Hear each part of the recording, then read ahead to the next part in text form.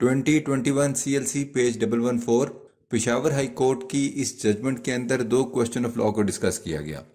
पहला क्वेश्चन था power of civil court regarding review और सेकंड जो क्वेश्चन था वो था about pauper, filing of appeal as pauper. इस केस के फैक्ट्स कुछ इस तरह से थे कि एक 5 दावे हुए सिविल कोर्ट्स के अंदर फॉर रिकवरी ऑफ मनी के, जिनको आफ्टर रिकॉर्डिंग ऑफ एविडेंस जो है ट्रायल कोर्ट ने डिक्री कर दिया। Against the set decree defendant ने अपील फाइल की इन द एपलेट कोर्ट, लेकिन उसने कोर्ट फी फिक्स नहीं की।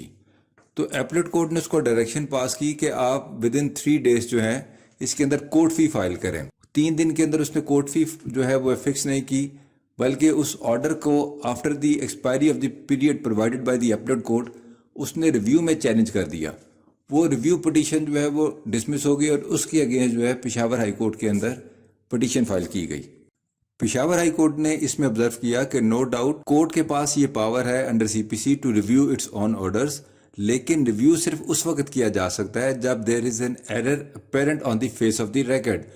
जहां पर रिव्यू फाइल किया जाता है तो ऐसा नहीं है कि जो कोर्ट है वो अपने ऑर्डर के against as a court of appeal बैठती है और उसको दोबारा से डिस्कस करती है और उसको अप्रिशिएट करती है अपने पहले ऑर्डर को, बल्कि वो सिर्फ वहां पे ही किया जा सकता है जहां पर क्लियर क्लैरिकल, अरिथमेटिकल और कोई ऐसा error which is floating on the face of the record हो, उसको रिव्यू किया जा सकता है।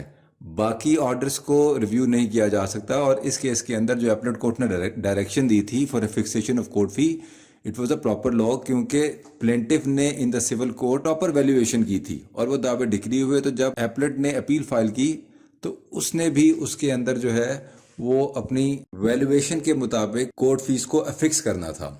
सेकंड पॉइंट जो रेज किया गया on behalf of the petitioner वो ये था कि जो पिटिशनर है इस वक्त प्रेजेंट पिटिशनर और originally defendant in the civil suit, he is an old age man who is not in a position to pay the court fees and he may kindly be treated as a pauper। और उनकी तरफ से ये further argue हुआ कि in the earlier round of litigation he was treated as a pauper, तो इसको अभी भी पॉपर जो है वो कंसिडर किया जाए।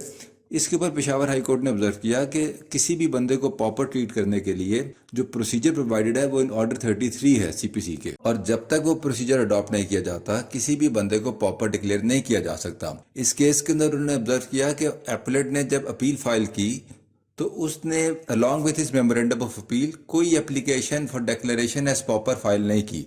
तो जब तक उसने वो क्लेम नहीं की तो while relying upon the judgements of the superior courts, Peshawar high court ने ऑब्जर्व किया कि उसको पॉपर डिक्लेयर नहीं किया जा सकता। लिहाजा जो ऑर्डर पास किया था एपलेट कोर्ट ने, लोअर एपलेट कोर्ट ने, about the fixation of court fees, वो बिल्कुल ठीक और अप्रोप्रिएट ऑर्डर था। Thank you.